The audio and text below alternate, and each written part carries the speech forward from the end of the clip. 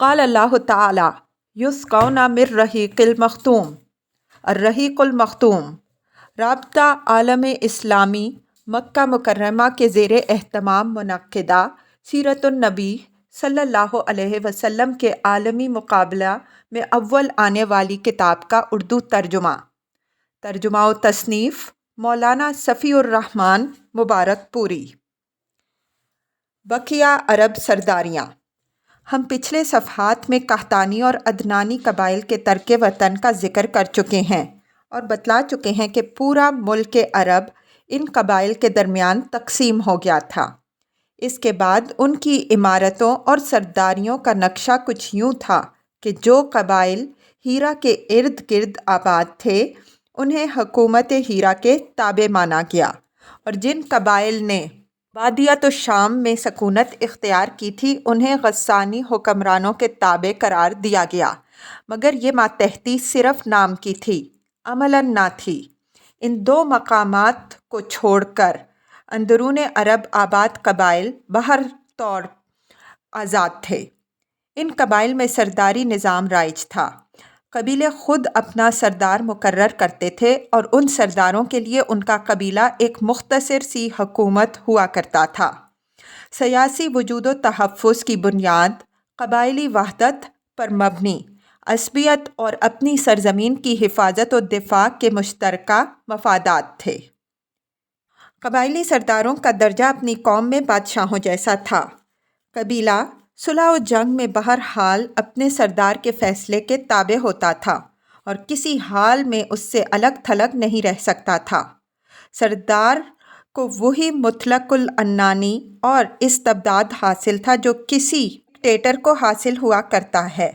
حتیٰ کہ بعض سرداروں کا یہ حال تھا کہ وہ اگر بگڑ جاتے تو ہزاروں تلواریں یہ پوچھے بغیر بے نیام ہو جاتی کہ سردار کے غصے کا سبب کیا ہے۔ تاہم چونکہ ایک ہی کنبے کے چچیرے بھائیوں میں سرداری کے لیے کشاکش بھی ہوا کرتی تھی، اس لیے اس کا تقاضا تھا کہ سردار اپنے قبائلی عوام کے ساتھ رواداری برتے، خوب مال خرچ کرے، مہمان نوازی میں پیش رہے، کرم و بردباری سے کام لے، شجاعت کا عملی مظاہرہ کرے اور غیر تمندانہ امور کی طرف سے دفاع کرے تاکہ لوگوں کی نظر میں عموماً اور شعراء کی نظر میں خصوصاً خوبی و کمالات کا جامع بن جائے، کیونکہ شعراء اس دور میں قبیلے کی زبان ہوا کرتے تھے، اور اس طرح سردار اپنے مد مقابل حضرات سے بلند و بالا درجہ حاصل کر لے۔ سرداروں کے کچھ مخصوص اور امتیازی حقوق بھی ہوا کرتے تھے جنہیں ایک شاعر نے یوں بیان کیا ہے: کل مرباء فینا والصفایا وحکمک والنشیط والفضول۔ ہمارے درمیان تمہارے لیے مال غنیمت کا چوتھائی ہے اور منتخب مال ہے، اور وہ مال ہے جس کا تم فیصلہ کر دو اور جو سرے راہ ہاتھ آ جائے اور جو تقسیم سے بچ جائے۔ مرباء مال غنیمت کا چوتھائی حصہ، صفی وہ مال جسے تقسیم سے پہلے ہی سردار اپنے لیے منتخب کر لے، نشیطہ وہ مال جو اصل قوم تک پہنچنے سے پہلے راستے ہی میں سردار کے ہاتھ لگ جائے، فضول وہ مال جو تقسیم کے بعد بچ رہے اور غازیوں کی تعداد پر برابر تقسیم نہ ہو، مثلاً تقسیم سے بچے ہوئے اونٹ، گھوڑے وغیرہ۔ ان سب اقسام کے مال سردار قبیلہ کا حق ہوا کرتے تھے۔ سیاسی حالت۔ جزیرۃ العرب کی حکومتوں اور حکمرانوں کا ذکر ہو چکا، بے جا نہ ہوگا کہ اب ان کے کسی قدر سیاسی حالات کا بھی ذکر کر دیے جائے۔ جزیرۃ العرب کے وہ تینوں سرحدی علاقے جو غیر ممالک کے پڑوس میں پڑتے تھے، ان کی سیاسی حالت سخت اضطراب و انتشار اور انتہائی زوال و انحطاط کا شکار تھی۔ انسان مالک اور غلام یا حاکم اور محکوم کے دو طبقوں میں بنٹا ہوا تھا۔ سارے فوائد سربراہوں اور خصوصاً غیر ملکی سربراہوں کو حاصل تھے اور سارا بوجھ غلاموں کے سر تھا۔ اسے زیادہ واضح الفاظ میں یوں کہا جا سکتا ہے کہ رعایا در حقیقت ایک کھیتی تھی جو حکومت کے لیے محاصل اور آمدنی فراہم کرتی تھی، اور حکومتیں اسے لذتوں، شہوتوں، عیش رانی اور ظلم و جور کے لیے استعمال کرتی تھیں، اور ان پر ہر طرف سے ظلم کی بارش ہو رہی تھی۔ مگر وہ حرف شکایت زبان پر نہ لا سکتے تھے، بلکہ ضروری تھا کہ طرح طرح کی ذلت و رسوائی اور ظلم و چیرہ دستی برداشت کریں اور زبان بند رکھیں، کیونکہ جبر و استبداد کی حکمرانی تھی اور انسانی حقوق نام کی کسی چیز کا کہیں وجود نہ تھا۔ ان علاقوں کے پڑوس میں رہنے والے قبائل تذبذب کا شکار تھے۔ انہیں اغراض و خواہشات ادھر سے ادھر اور ادھر سے ادھر پھینکتی رہتی تھیں۔ کبھی وہ عراقیوں کے ہم نوا ہو جاتے تھے اور کبھی شامیوں کے ہاں ملاتے تھے۔ جو قبائل اندرون عرب تھے ان کے بھی جوڑ ڈھیلے اور شیرازہ منتشر تھا۔ ہر طرف قبائلی جھگڑوں، نسلی فسادات اور مذہبی اختلافات کی گرم بازاری تھی، جس میں ہر قبیلے کے افراد بہر صورت اپنے اپنے قبیلے کا ساتھ دیتے تھے، خواہ وہ حق پر ہو یا باطل پر۔ چنانچہ ان کا ترجمان کہتا ہے: ما انا الا من غزیۃ ان غوت ویتو و ان ترشد غزیۃ ارشد۔ میں بھی تو قبیلہ غزیہ ہی کا ایک فرد ہوں، اگر وہ غلط راہ پر چلے گا تو میں بھی غلط راہ پر چلوں گا، اور اگر وہ صحیح راہ پر چلے گا تو میں بھی صحیح راہ پر چلوں گا۔ اندرون عرب کوئی بادشاہ نہ تھا جو ان کی آواز کو قوت پہنچاتا، اور نہ کوئی مرجع ہی تھا جس کی طرف مشکلات و شدائد میں رجوع کیا جاتا اور جس پر وقت پڑنے پر اعتماد کیا جاتا۔ ہاں، حجاز کی حکومت کو قدر و احترام کی نگاہ سے یقیناً دیکھا جاتا تھا اور اسے مرکز دین کا قائد اور پاسباں بھی تصور کیا جاتا تھا۔ یہ حکومت در حقیقت ایک طرح کی دنیاوی قیادت اور دینی پیشوائی کا معجون مرکب تھی۔ اسے اہل عرب پر دینی پیشوائی کے نام سے بالادستی حاصل تھی اور حرم اور اطراف حرم پر اس کی باقاعدہ حکمرانی تھی۔ وہی زائرین بیت اللہ کی ضروریات کا انتظام اور شریعت ابراہیمی کے احکام کا نفاذ کرتی تھی، اور اس کے پاس پارلیمانی اداروں جیسے ادارے اور تشکیلات بھی تھیں۔ لیکن یہ حکومت اتنی کمزور تھی کہ اندرون عرب کی ذمہ داریوں کا بوجھ اٹھانے کی طاقت نہ رکھتی تھی، جیسا کہ حبشیوں کے حملے کے موقع پر ظاہر ہوا۔ عرب ادیان و مذاہب۔ عام باشندگان عرب حضرت اسماعیل علیہ السلام کی دعوت و تبلیغ کے نتیجے میں دین ابراہیمی کے پیرو تھے، اس لیے صرف اللہ کی عبادت کرتے تھے اور توحید پر کاربند تھے۔ لیکن وقت گزرنے کے ساتھ ساتھ انہوں نے خدائی درس و نصیحت کا ایک حصہ بھلا دیا۔ پھر بھی ان کے اندر توحید اور کچھ دین ابراہیمی کے شعائر باقی رہے، تاکہ بنو خزاعہ کا سردار عمر بن لوہی منظر عام پر آیا۔ اس کی نشوونما بڑی نیکوکاری، صدقہ و خیرات اور دینی امور سے گہری دلچسپی پر ہوئی تھی، اس لیے لوگوں نے اسے محبت کی نظر سے دیکھا اور اسے اکابر علماء اور افاضل اولیاء میں سے سمجھ کر اس کی پیروی کی۔ پھر اس شخص نے ملک شام کا سفر کیا، دیکھا تو وہاں بتوں کی پوجا کی جا رہی تھی۔ اس نے سمجھا کہ یہ بھی بہتر اور برحق ہے، کیونکہ ملک شام پیغمبروں کی سرزمین اور آسمانی کتابوں کی نزول گاہ تھی۔ چنانچہ وہ اپنے ساتھ ہبل بت بھی لے آیا اور اسے خانہ کعبہ کے اندر نصب کر دیا، اور اہل مکہ کو اللہ کے ساتھ شرک کی دعوت دی۔ اہل مکہ نے اس پر لبیک کہا۔ اس کے بعد بہت جلد باشندگان حجاز بھی اہل مکہ کے نقشہ قدم پر چل پڑے، کیونکہ وہ بیت اللہ کے والی اور حرم کے باشندے تھے۔ اس طرح عرب میں بت پرستی کا آغاز ہوا۔ ہبل کے علاوہ وہ عرب کے قدیم ترین بتوں میں سے منات ہے۔ یہ بحر احمر کے ساحل پر ایت کے قریب مشلل میں نصب ہے۔ اس کے بعد طائف میں لات نامی بت وجود میں آیا۔ پھر وادی نخلا میں عزا کی تنصیب عمل میں آئی۔ یہ تینوں عرب کے سب سے بڑے بت تھے۔ اس کے بعد حجاز کے ہر خطے میں شرک کی کثرت اور بتوں کی بھرمار ہو گئی۔ کہا جاتا ہے کہ ایک جن عمر بن لوہی کے تابع تھا۔ اس نے بتایا کہ قوم نوح علیہ السلام کے بت یعنی ودا، سواع، یغوثا، یعوقا اور نصر جدہ میں مدفون ہیں۔ اس اطلاع پر عمر بن لوہی جدہ گیا اور ان بتوں کو کھود نکالا۔ پھر انہیں تہامہ لایا اور جب حج کا زمانہ آیا تو انہیں مختلف قبائل کے حوالے کیا۔ یہ قبائل ان بتوں کو اپنے اپنے علاقوں میں لے گئے۔ اس طرح ہر قبیلے میں پھر ہر گھر میں ایک ایک بت ہو گیا۔ پھر مشرکین نے مسجد حرام کو بھی بتوں سے بھر دیا۔ چنانچہ جب مکہ فتح کیا گیا تو بیت اللہ کے گردا گرد 360 بت تھے جنہیں خود رسول اللہ صلی اللہ علیہ وسلم نے اپنے دست مبارک سے توڑا۔ آپ صلی اللہ علیہ وسلم ہر ایک کو چھڑی سے ٹھوکر مارتے جاتے اور وہ گرتا جاتا۔ پھر آپ صلی اللہ علیہ وسلم نے حکم دیا اور ان سارے بتوں کو مسجد حرام سے نکال باہر جلا دیا گیا۔ غرض شرک اور بت پرستی اہل جاہلیت کے دین کا سب سے بڑا مظہر بن گئی تھی، جنہیں گھمنڈ تھا کہ وہ حضرت ابراہیم علیہ السلام کے دین پر ہیں۔ پھر اہل جاہلیت کے ہاں بت پرستی کے کچھ خاص طریقے اور مراسم بھی رائج ہو گئے، جو زیادہ تر عمر بن لوہئی کی اختراع تھے۔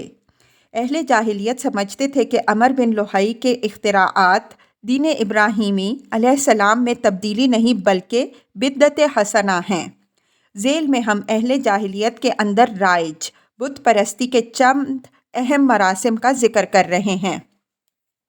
نمبر 1، دور جاہلیت کے مشرکین بتوں کے پاس مجاور بن کر بیٹھتے تھے، ان کی پناہ ڈھونڈتے تھے، انہیں زور زور سے پکارتے تھے اور حاجت روائی و مشکل کشائی کے لیے ان سے فریاد اور التجائیں کرتے تھے اور سمجھتے تھے کہ وہ اللہ سے سفارش کر کے ہماری مراد پوری کرا دیں گے۔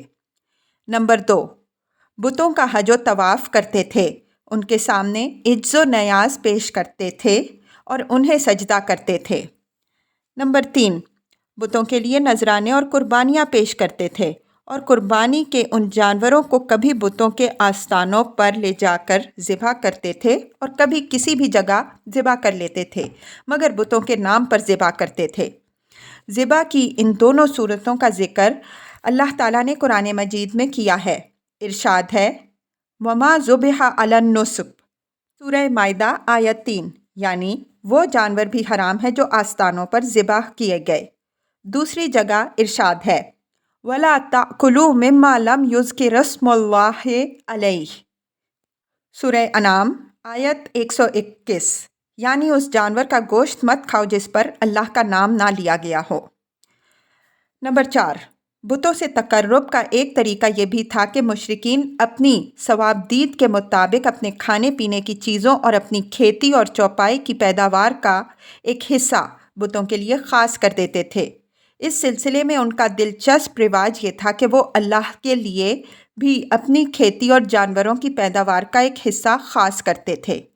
پھر مختلف اسباب کی بنا پر اللہ کا حصہ تو بتوں کی طرف منتقل کر سکتے تھے، لیکن بتوں کا حصہ کسی بھی حال میں اللہ کی طرف منتقل نہیں کر سکتے تھے۔ اللہ تعالیٰ کا ارشاد ہے وَجَعَلُوا لِلَّهِ مِمَّا ذَرَأَ مِنَ الْحَرْثِ وَالْأَنْعَامِ نَصِيبًا فَقَالُوا هَٰذَا لِلَّهِ بِزَعْمِهِمْ وَهَٰذَا لِشُرَكَائِنَا فَمَا كَانَ لِشُرَكَائِهِمْ فَلَا يَصِلُ إِلَى اللَّهِ وَمَا كَانَ لِلَّهِ فَهُوَ يَصِلُ إِلَىٰ شُرَكَائِهِمْ سَاءَ مَا يَحْكُمُونَ۔ انعام 136۔ اللہ نے جو کھیتی اور چوپائے پیدا کیے ہیں اس کا ایک حصہ انہوں نے اللہ کے لیے مقرر کیا اور کہا یہ اللہ کے لیے ہے، ان کے خیال میں، اور یہ ہمارے شرکاء کے لیے ہے۔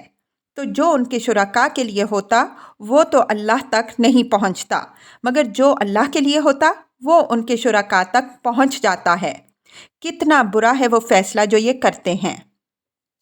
نمبر 5، بتوں کے تقرب کا ایک طریقہ یہ بھی تھا کہ وہ مشرکین کھیتی اور چوپائے کے اندر مختلف قسم کی نظریں مانتے تھے۔ اللہ تعالیٰ کا ارشاد ہے وَقَالُوا هَٰذِهِ أَنْعَامٌ وَحَرْثٌ حِجْرٌ لَا يَطْمَعُهَا إِلَّا مَن نَّشَاءُ بِزَعْمِهِمْ وَأَنْعَامٌ حُرِّمَتْ ظُهُورُهَا وَأَنْعَامٌ لَا يَذْكُرُونَ اسْمَ اللَّهِ عَلَيْهَا افْتِرَاءً عَلَيْهِ۔ انعام 138۔ ان مشرکین نے کہا کہ یہ چوپائے اور کھیتیاں ممنوع ہیں، انہیں وہی کھا سکتا ہے جسے ہم چاہیں ان کے خیال میں، اور یہ وہ چوپائے ہیں جن کی پیٹھ حرام کی گئی ہے۔ نہ ان پر سواری کی جا سکتی ہے، نہ سامان لادا جا سکتا ہے۔ اور کچھ چوپائے ایسے ہیں جن پر یہ لوگ اللہ پر افترا کرتے ہوئے اللہ کا نام نہیں لیتے۔ نمبر 6، انہی جانوروں میں بحیرہ، سائبہ، وسیلہ اور حام تھے۔ ابن اسحاق کہتے ہیں کہ بحیرہ سائبہ کی بچی کو کہا جاتا ہے، اور سائبہ اس اونٹ کو کہا جاتا ہے جس سے 10 بار پے در پے مادہ بچے پیدا ہوں، درمیان میں کوئی نر نہ پیدا ہو۔ ایسی اونٹنی کو آزاد چھوڑ دیا جاتا ہے، اس پر سواری نہیں کی جاتی، اس کے بال نہیں کاٹے جاتے اور مہمان کے سوا کوئی اس کا دودھ نہیں پیتا۔ اس کے بعد یہ اونٹنی جو مادہ بچے جنتی ہے، اس کا کان چیر دیا جاتا اور اسے بھی اس کی ماں کے ساتھ آزاد چھوڑ دیا جاتا۔ اس پر سواری نہ کی جاتی، اس کے بال نہ کاٹے جاتے اور مہمان کے سوا کوئی اس کا دودھ نہ پیتا۔ یہی بحیرہ ہے اور اس کی ماں سائبہ ہے۔ وسیلہ اس بکری کو کہا جاتا تھا جو 5 دفعہ پے در پے 2 مادہ بچے جنتی، یعنی 5 بار میں 10 مادہ بچے پیدا ہوتے، درمیان میں کوئی نر نہ پیدا ہوتا۔ اس بکری کو اس لیے وسیلہ کہا جاتا کہ وہ سارے مادہ بچوں کو ایک دوسرے سے جوڑ دیتی تھی۔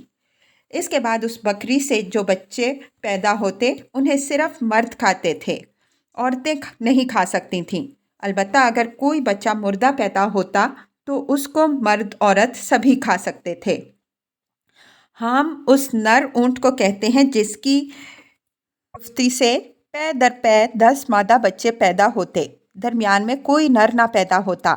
ایسے اونٹ کی پیٹھ محفوظ کر دی جاتی تھی، نہ اس پر سواری کی جاتی تھی، نہ اس کا بال کاٹا جاتا تھا، بلکہ اسے اونٹوں کے ڈیوڑ جفتی کے لیے آزاد چھوڑ دیا جاتا تھا اور اس کے سوا اس سے کوئی دوسرا فائدہ نہ اٹھایا جاتا تھا۔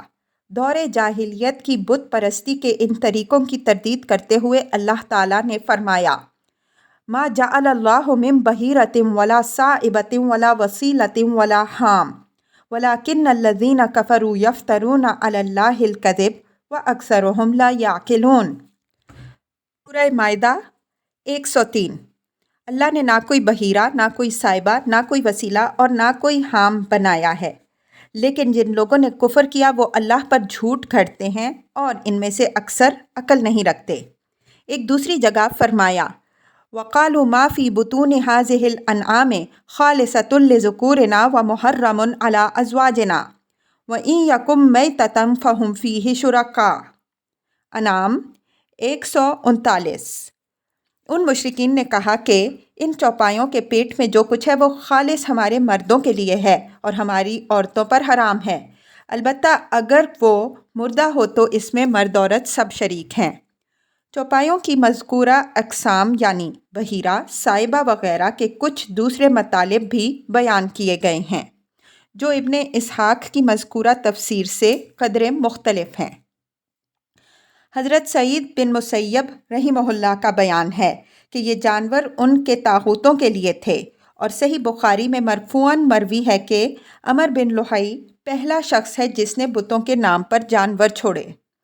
عرب اپنے بتوں کے ساتھ یہ سب کچھ اس عقیدے کے ساتھ کرتے تھے کہ یہ بت انہیں اللہ کے قریب کر دیں گے اور اللہ کے حضور ان کی سفارش کر دیں گے۔ چنانچہ قرآن مجید میں بتایا گیا ہے کہ مشرکین کہتے تھے: ما نعبدہم الا لیقربونا الی اللہ زلفیٰ۔ سورہ زمر آیت 3۔ ہم ان کی عبادت محض اس لیے کر رہے ہیں کہ وہ ہمیں اللہ کے قریب کر دیں۔ وَيَعْبُدُونَ مِن دُونِ اللَّهِ مَا لَا يَضُرُّهُمْ وَلَا يَنفُعُهُمْ وَيَقُولُونَ هَٰؤُلَاءِ شُفَعَاؤُنَا عِندَ اللَّهِ۔ سورہ یونس آیت 10۔ یہ مشرکین اللہ کے سوا ان کی عبادت کرتے ہیں جو انہیں نہ نفع پہنچا سکیں گے نہ نقصان، اور کہتے ہیں کہ یہ اللہ کے پاس ہمارے سفارشی ہیں۔ مشرکین عرب ازلام یعنی فال کے تیر بھی استعمال کرتے تھے۔ ازلام ظلم کی جمع ہے اور ظلم اس تیر کو کہتے ہیں جس میں پر نہ لگے ہوں۔ فال گیری کے لیے استعمال ہونے والے یہ تیر 3 قسم کے ہوتے تھے۔ ایک وہ جن پر صرف ہاں یا نہیں لکھا ہوتا تھا۔ اس قسم کے تیر سفر اور نکاح وغیرہ جیسے کاموں کے لیے استعمال کیے جاتے تھے۔ اگر فال میں ہاں نکلتا تو مطلوبہ کام کر ڈالا جاتا، اگر نہیں نکلتا تو سال بھر کے لیے ملتوی کر دیا جاتا اور آئندہ پھر فال نکالی جاتی۔ فال گیری کے تیروں کی دوسری قسم وہ ہے جس پر پانی اور دیت وغیرہ درج ہوتے تھے، اور تیسری قسم وہ ہے جس پر یہ درج ہوتا تھا کہ تم میں سے ہے یا تمہارے علاوہ سے ہے یا ملحق ہے۔ ان تینوں تیروں کا مقصد یہ تھا کہ جب کسی کے نسب میں شبہ ہوتا تو اسے 100 اونٹوں سمیت حبل کے پاس لے جاتے، اونٹوں کو تیر والے مہنت کے حوالے کرتے اور وہ تمام تیروں کو ایک ساتھ ملا کر گھماتا، جھنجھوڑتا، پھر ایک تیر نکالتا۔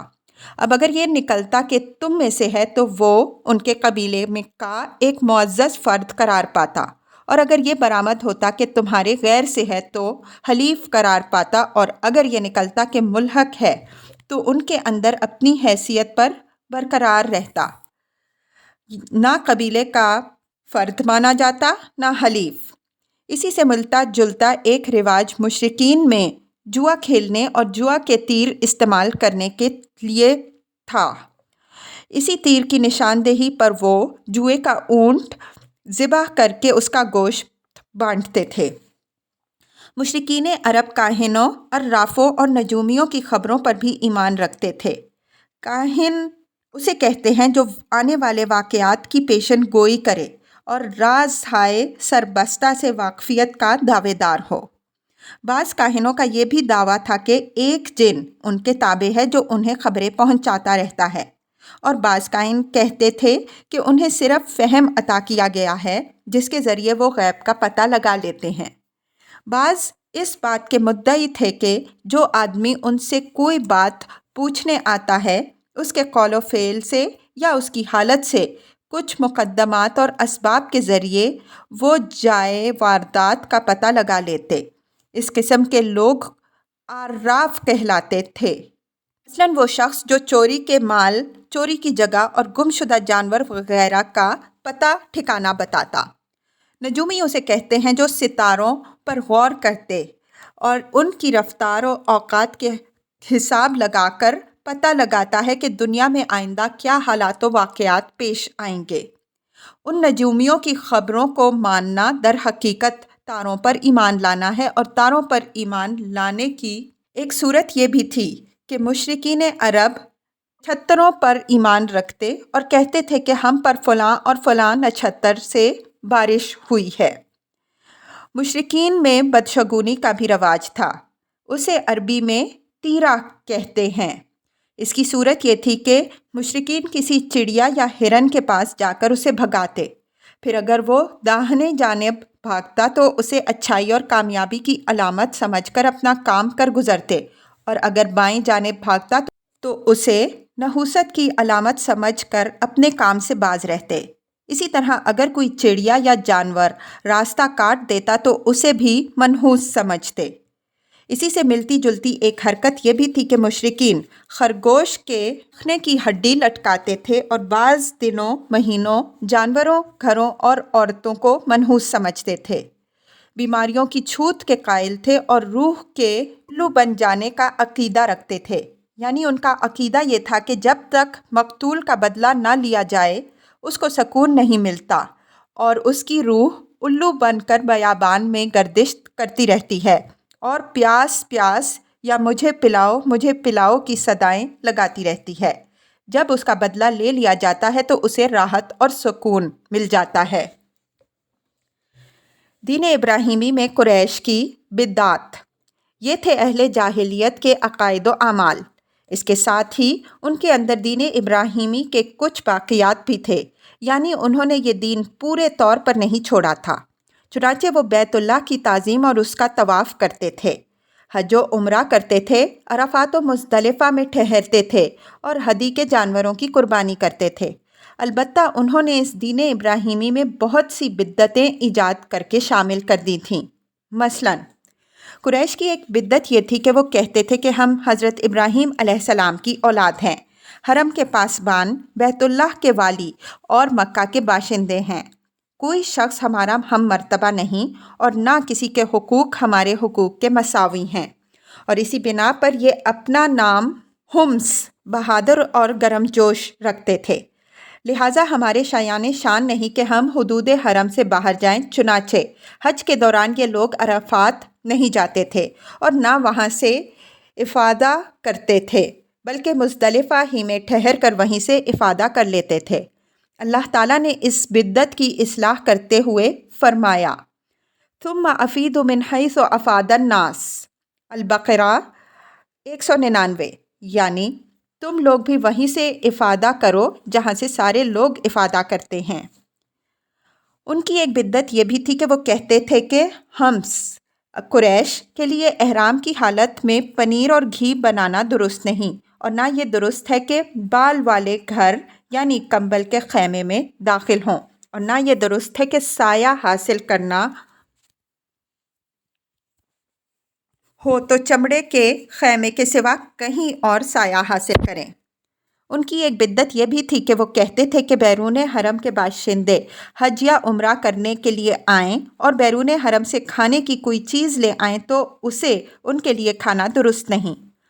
ایک بدعت یہ بھی تھی کہ انہوں نے بیرون حرم کے باشندوں کو حکم دے رکھا تھا کہ وہ حرم میں آنے کے بعد پہلا طواف ہمس سے حاصل کیے ہوئے کپڑوں ہی میں کریں۔ چنانچہ اگر ان کا کپڑا دستیاب نہ ہوتا تو مرد ننگے طواف کرتے اور عورتیں اپنے سارے کپڑے اتار کر صرف ایک چھوٹا سا کھلا ہوا کرتا پہن لیتیں اور اسی میں طواف کرتیں اور دوران طواف یہ اشعار پڑھتیں، یوم یبدو بعضہ او کلہ ما بدأ منہ فلا احلہ، آج کچھ کل شرمگاہ کھل جائے گی لیکن جو کھل جائے میں اسے دیکھنا حلال نہیں قرار دیتی۔ اللہ تعالیٰ نے اس خرافات کے خاتمے کے لیے فرمایا، یا بنی آدم خذوا زینتکم عند کل مسجد، اعراف آیت 31، اے آدم کے بیٹوں ہر مسجد کے پاس اپنی زینت اختیار کر لیا کرو۔ بہرحال اگر کوئی عورت یا مرد برتر اور معزز بن کر بیرون حرم سے لائے ہوئے اپنے ہی کپڑوں میں طواف کر لیتا تو طواف کے بعد ان کپڑوں کو پھینک دیتا، ان سے نہ خود فائدہ اٹھاتا نہ کوئی اور۔ قریش کی ایک بدعت یہ بھی تھی کہ وہ حالت احرام میں گھر کے اندر دروازے سے داخل نہ ہوتے تھے بلکہ گھر کے پچھواڑے ایک بڑا سا سوراخ بنا لیتے اور اسی سے آتے جاتے تھے اور اپنے اس چٹ پنے کو نیکی سمجھتے تھے۔ قرآن کریم نے اس سے بھی منع فرمایا ہے۔ یہی دین یعنی شرک و بت پرستی اور توہمات و خرافات پر مبنی عقیدہ اور عمل والا دین عام اہل عرب کا دین تھا۔ اس کے علاوہ جزیرۃ العرب کے مختلف اطراف میں یہودیت، مسیحیت، مجوسیت اور صائبیت نے بھی آنے کے موقع پا لیے تھے، لہٰذا ان کا تاریخی خاکہ بھی مختصراً پیش کیا جا رہا ہے۔ جزیرۃ العرب میں یہود کے کم از کم 2 ادوار ہیں۔ پہلا دور اس وقت سے تعلق رکھتا ہے جب فلسطین میں بابل اور آشور کی حکومت کی فتوحات کے سبب یہودیوں کو ترک وطن کرنا پڑا۔ اس حکومت کی سخت گیری اور بخت نصر کے ہاتھوں یہودی بستیوں کی تباہی و ویرانی، ان کے ہیکل کی بربادی اور ان کی اکثریت کی ملک بابل کو جلا وطنی کا نتیجہ یہ ہوا کہ یہود کی ایک جماعت فلسطین چھوڑ کر حجاز کے شمالی اطراف میں آ بسی۔ دوسرا دور اس وقت شروع ہوتا ہے جب ٹائٹس رومی کی زیر قیادت 70 عیسوی میں رومیوں نے فلسطین پر قبضہ کیا۔ اس موقع پر رومیوں کے ہاتھوں یہودیوں کی کاروگیر اور ان کے ہیکل کی بربادی کا نتیجہ یہ ہوا کہ متعدد یہودی قبیلے حجاز بھاگ آئے اور یثرب، خیبر اور تیماء میں آباد ہو کر یہاں اپنی باقاعدہ بستیاں بنا لیں اور قلعے اور گھڑیاں تعمیر کر لیں۔ ان تارکین وطن یہود کے ذریعے عرب باشندوں میں کسی قدر یہودی مذہب کا بھی رواج ہوا اور اسے بھی ظہور اسلام سے پہلے اور اس کے ابتدائی دور کے سیاسی حوادث میں ایک قابل ذکر حیثیت حاصل ہو گئی۔ ظہور اسلام کے وقت مشہور یہودی قبائل یہ تھے: خیبر، نذیر، مستلق، قریظہ اور قینقاع۔ یہودی نے وفاء الوفود میں ذکر کیا ہے کہ یہود قبائل کی تعداد 20 سے زیادہ تھی۔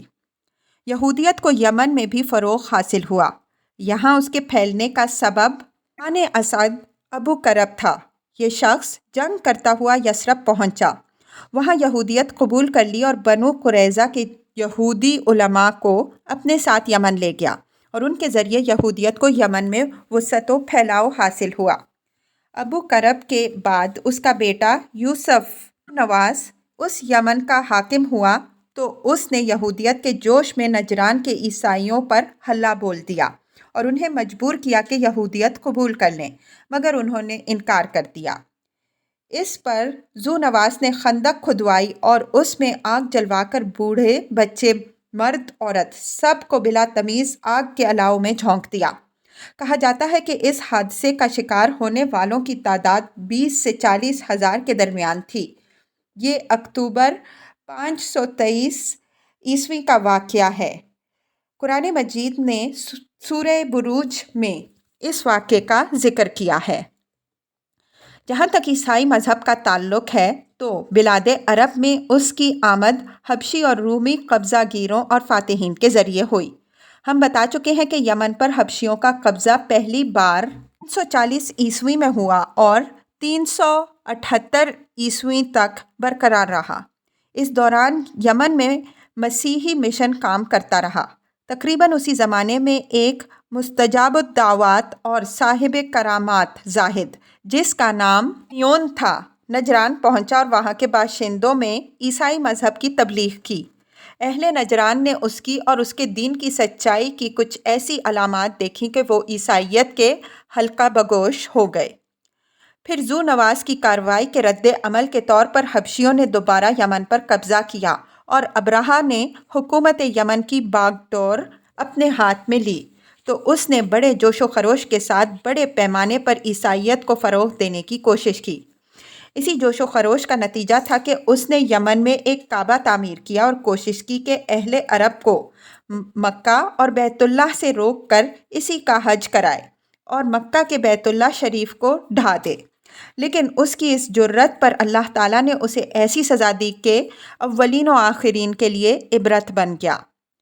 دوسری طرف رومی علاقوں کی ہمسائیگی کے سبب آل غسان، بنو تغلب اور بنو طے وغیرہ قبائل عرب میں بھی عیسائیت پھیل گئی، بلکہ ہیرا کے بعض عرب بادشاہوں نے بھی عیسائی مذہب قبول کر لیا۔ جہاں تک مجوسی مذہب کا تعلق ہے تو اسے زیادہ تر اہل فارس کے ہمسایہ عربوں میں فروغ حاصل ہوا، مثلاً عراق کے عرب، بحرین، حجر اور خلیج عربی کے ساحلی علاقے۔ ان کے علاوہ یمن پر فارسی قبضے کے دوران وہاں بھی اکا دکا افراد نے مجوسیت قبول کر لی۔ باقی رہا صابی مذہب تو عراق وغیرہ کے آثار قدیمہ کی کھدائی کے دوران جو کتبات برآمد ہوئے ہیں ان سے پتہ چلتا ہے کہ یہ حضرت ابراہیم علیہ السلام کی کلدانی قوم کا مذہب تھا۔ دور قدیم میں شام و یمن کے بہت سے باشندے بھی اسی مذہب کے پیرو تھے، لیکن جب یہودیت اور پھر عیسائیت کا دورہ ہوا تو اس مذہب کی بنیادیں ہل گئیں اور اس کی شمع خزائیں گل ہو کر رہ گئی۔ تاہم مجوس کے ساتھ خلط ملط ہو کر یا ان کے پڑوس میں عراق، عرب اور خلیج عربی کے ساحل پر اس مذہب کے کچھ نہ کچھ پیروکار باقی رہے۔